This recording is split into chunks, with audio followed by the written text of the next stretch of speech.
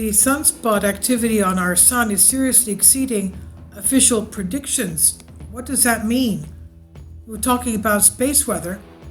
Weather predictions here on Earth are more accurate than they've ever been. Trying to predict the behavior of our wild and wacky sun is a little more tricky.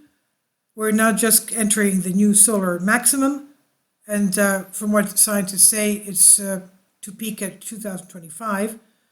Case in point, though, according to official predictions, the current cycle of solar activity should be in mind, but the gap between the prediction and what's actually happening is pretty significant, and it's getting wider. Sunspot counts used as a measure for solar activity are way higher than the predicted values calculated by NOAA, NASA, and the International Space Environment Service. In fact, sunspot counts have been consistently higher than predicted levels since September 2020. This could mean that, in contrast to predictions, the sun is in a swing of an unusually strong activity cycle. We notice that space weather is telling us we have geomagnetic storms, solar winds coming every few days. Now, the sun is strange and dynamic place, far from consistently active with 11-year activity cycles that are linked with its magnetic field.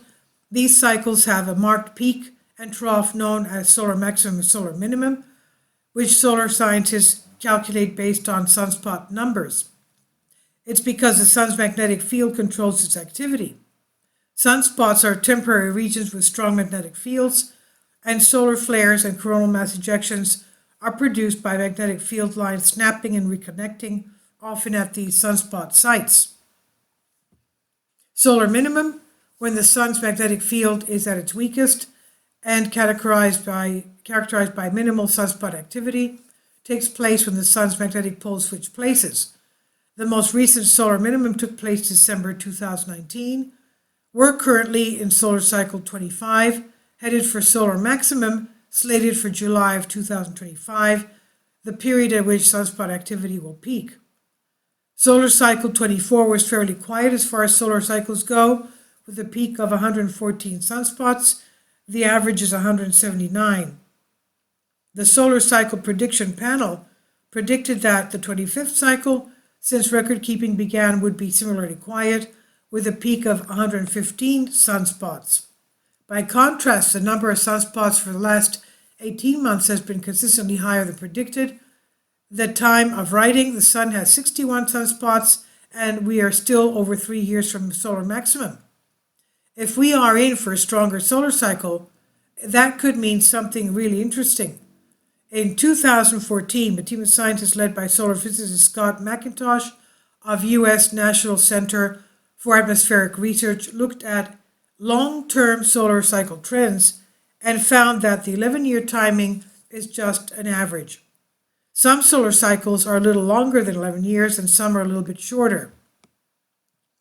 A solar cycle following a longer cycle, they said, was likely to be on the weaker side, but a cycle following a shorter cycle was likely to be stronger.